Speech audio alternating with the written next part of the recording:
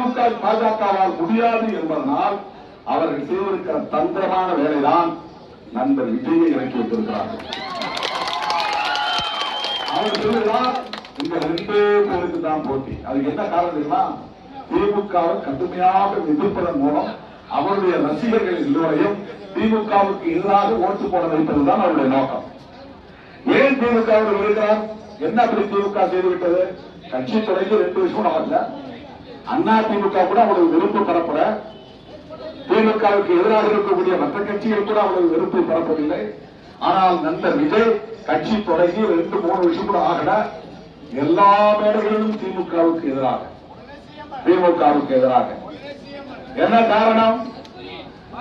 அவர் திமுகவை மீட்டுவிட்டு ஆட்சிக்கு வர முடியுமா? விஜய் அவர்களால் ஆட்சிக்கு வர முடியுமா? விஜய் அவர்களால் முதலமைச்சராக முடியுமா? அந்த நாற்காலில் அவரால் உட்கார முடியுமா? முடியாது என்பது அவருக்கே தெரியும், நமக்கும் தெரியும், அவருக்கும் தெரியும்.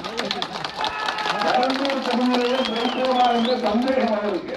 அதனால் திருச்சி கிழக்கே போயிருக்கிறார். 2 தொகுதி.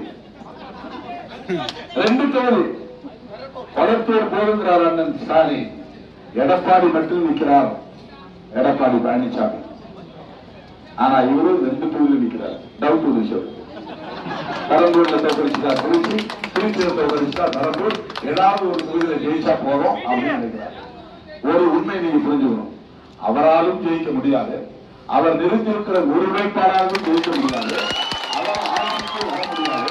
அப்படிப்பட்டவர் யாரை அந்த நாற்காலியில் அமர வைப்பதற்காக திமுகவுக்கு எதிரான வெறுப்பை பரப்புகிறார், இந்த கூட்டணியை தோற்கடிக்க வேண்டும் என்று விரும்புகிறார். நான் ஒரு ஆளை எழுந்திருந்தா நான் உட்கார்ந்துக்காக எழுப்பலாம், நான் உட்கார முடியாது. அப்ப அந்த ஆளை யாரா எழுப்புறோம்? அப்ப யாரை உட்கார வைக்கிறதுக்கு? பாஜக அதிமுகவை என்ற இடத்தை அமர வைப்பதற்காக ஒவ்வொரு பேரும் கொஞ்சம் ஓட்ட பிரிச்சு திமுக கூட்டணியை சார்ந்த வேட்பாளர்கள் ஒரு 300-400 ஓட்டுலையாவது தோற்கடிக்கணும். அதுதான் நோக்கம், அதுதான் நோக்கம். நீங்க ஹீரோ மயக்கத்துல, சினிமா மோகத்துல அந்த பக்கம் ஓட்டு போட்டு, ஆனா அவங்க ஜெயிக்க போறது தமிழ்நாட்டில் ஒரே ஒரு வேட்பாளர் கூட பார்வையாளர் ஜெயிக்க முடியும். வாய்ப்பே கிடையாது. வாய்ப்புண்டா? வாய்ப்பே கிடையாது. அப்புறம் ஓட்ட பிடிக்கிறார். இதெல்லாம் நீங்க முக்கியமா கவனிக்கணும். முஸ்லீம் ஓட்டு ஒரு ஓட்டு கூட அதிமுக அணிக்கு போகாது. இவ்வளவு அப்படிதான் இருந்துச்சு. அதனாலதான் 2019 வெற்றி திமுக கூட்டணி, 2021 வெற்றி திமுக கூட்டணி ஆட்சி அமைத்தது, 2021 உள்ளாட்சி தேர்தலில் திமுக கூட்டணி வெற்றி, 2024 நாடாளுமன்ற தேர்தலில் திமுக கூட்டணி வெற்றி. இது தொடர்ந்து வெற்றி வர்றதுனால இது எப்படி தடுக்கலாம் திட்டமிட்டு முஸ்லீம் ஓட்டுகளையும் கிறிஸ்தவர் ஓட்டுகளையும் எங்களால வாங்க முடியாது, நீ எங்களையும் திட்டிக்கிட்டு திமுகவையும் திட்டிட்டு இருந்தா திமுகவுக்கு போற ஓட்டுல கொஞ்சம் ஓட்டாவது பிரிஞ்சு உனக்கு வரும். இந்த முதல் முறையா ஓட்டு போற பாருங்க, ஃபர்ஸ்ட் ஓட்டர் 18 வயசுல திறமை, அது எல்லா சமுதாயத்திலும் இருக்கலாம். அவனுக்கு ஒரு சினிமா வேண்டாம், அவருக்கு அரசியல் தெரியாது, முன்னாளுக்கு யாருன்னு தெரியாது, திருமாவளவன் யாருன்னு தெரியாது, இந்த 32 ஆண்டுகள உழைப்பு அவனுக்கு தெரியாது, நான்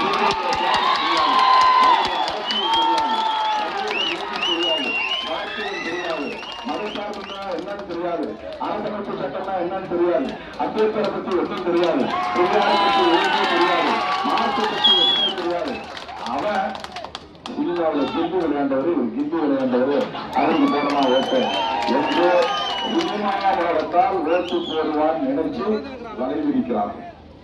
அது முஸ்லீம் சமுதாயத்தை சார்ந்த இளம் பெண்களும் இளைஞர்களும் கூட சில பேர் அப்படி அவர் பின்னால் போய் அவருக்கு ஓட்டு சேகரிக்கிற நிலை உருவாகி இருக்கிறது. இதுதான் மோடியின் திட்டம், இதுதான் அமித்ஷாவின் திட்டம். அருமை தோழர்களே, முதலில் அதிமுக தோழர்களே, உங்களை பார்த்து நான் கேட்டுக் கொள்கிறேன். இப்போது அதிமுக ஜெயலலிதா காலத்து அதிமுக இல்லை. இப்போது நீங்கள் ஓட்டு போட போகிற இரட்டையடை சின்னம் உண்மையிலேயே அதிமுக சின்னம் இல்லை, அது பிஜேபி சின்னம். நீங்கள் அதிமுகவுக்கு போடுகிற ஒவ்வொரு ஓட்டும் பிஜேபிக்கு தான் போகும், மோடியை தான் வெளிவெற்றிருக்கும், அமித்ஷாவை தான் வெளிவெற்றிருக்கும். ஞாபகத்தில் வச்சுங்க. தப்பி தவறி எடப்பாடி பழனிசாமி ஆட்சிக்கு வந்துவிட்டால், நான் அதிமுக பேரவை சொல்றேன், எழுதி வச்சுங்க, பீகார்ல நிதிஷ்குமாரை தூக்கி டெல்லிக்கு அனுப்பிச்ச மாதிரி எடப்பாடி வெளியே போயிட்டு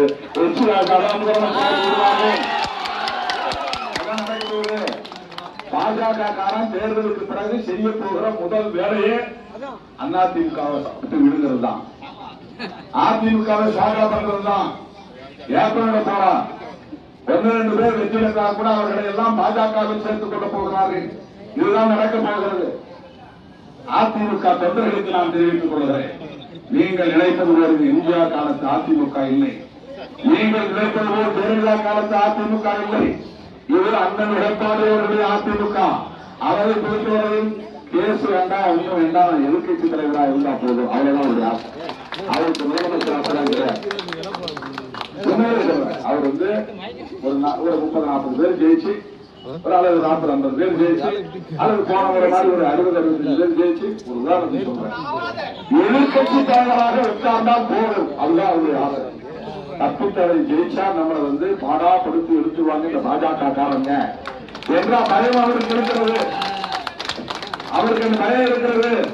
ஒருவேளை நம்ம ஜெயிச்சு ஆட்சியை பிடிச்சிட்டா மோடி வித்தை தமிழ்நாட்டில் அரங்கேறும். மோடி வித்தனா என்ன? யாரோட கூட்டணி சேர்றாங்களோ அவங்க காலை வாரதான் மோடி வித்தை. ரெண்டு அரசு போய் யார் யார் பேசிட்டு தோட்டுறது பாருங்க, தோட்டுறதா இல்லையா? நிறைய இடங்கள்ல வாங்க அரிசி போய் தண்ணி ஊற்றி குடிச்சுட்டு குடிப்போது போட்டு தருவாங்க பாருங்க. அதே மாதிரிதான் இந்தியா முழுவதும் எந்த கட்சியோடு கூட்டணி சேர்கிறதோ பிஜேபி, அந்த கட்சியை முதல்ல காவு கொடுப்பாங்க. மகாராஷ்டிரா என்ன நடந்தது? சிவசேனாவோடு கூட்டணி வச்சாங்க, சிவசேனாவை 2ஆ உடைச்சாங்க, ஒரு ஆளை வச்சு ஆட்சி பண்ணிட்டாங்க. ஏக்நாத் சிந்தே நினைக்கிறான், ஒரு ஆளை வச்சாங்க ஆட்சி வந்துட்டாங்க. நிதிஷ்குமாரோட கூட்டணி சேர்ந்தாங்க, முதல்ல பெற்றமா வாங்கினாங்க, அப்புறம் கூடுதலா வாங்கினாங்க. இப்ப நிதிஷ்குமார் கட்சி விட 5 எம்எல்ஏ அதிகம் ஜெயிச்சு 4 எம்எல்ஏ. நிதிஷ் 85, பிஜேபி 89, 4 எம்எல்ஏ தான் கூடுது. இப்ப என்ன பண்ணிட்டாங்க? நிதிஷ்குமாரை கட்டாயப்படுத்தி ராஜாவரத்தில் வச்சுட்டு ராஜ்யசபா எம்பி ஆக்கி டெல்லிக்கு அனுப்பிச்சாங்க. இப்ப பிஜேபி ஆட்சி எங்க? பிஜேபி ஆட்சி பீகார். யாரை கை கொடுத்து? நிதிஷ்குமாரை. அந்த நிலைதான் தமிழ்நாட்டில் உருவாகும். அதிமுக தொண்டர்களே, நீங்கள் அதிமுக ஆட்சிக்கு வர வேண்டும் என்று ஓட்டு போட்டால் கொள்கைப்படும் பாஜக ஆட்சிக்கு வரும். நீங்கள் அதிமுகவை வலிமைப்படுத்த வேண்டும் என்று ஓட்டு போட்டால் அது பாஜகவை தான் வலிமைப்படுத்தும். எனவே அதிமுக தொண்டர்களே, உங்கள் வாக்குகளை தமிழ்நாட்டை பாதுகாக்கிற, சிறுபான்மை மக்களை பாதுகாக்கிற, சமூக நல்லிணக்கத்தை பாதுகாக்கிற, விடியல் பயணம் திட்டத்தை நடைமுறைப்படுத்துகிற, உரிமை தொகையை 2000 உயர்த்தி தர வாக்குறுதி தந்திருக்கிற, நான் முதல்வன் திட்டம், தமிழ் புதல்வன் திட்டம், புதுமை பெண் திட்டம், காலை சிற்றுண்டி திட்டம் என்கிற புரட்சிகரமான திட்டங்களை எல்லாம் 5 ஆண்டு காலமாக வெற்றிகரமாக நடத்தி காட்டியிருக்கிற அண்ணன் முத்துவேல் கருணாநிதி ஸ்டாலின் அவர்கள் வாழ்த்துக்களை பெற்ற அவர்களுக்கு என்ன சொன்னான்? வாக்களிக்க வேண்டிய சின்னம் என்ன? அவர்கள் சட்டமன்றத்திற்கு அனுப்பியவர்களா? விடுதலை சிறுத்தைகளின் பங்களிப்பு மகத்தானது என்பதை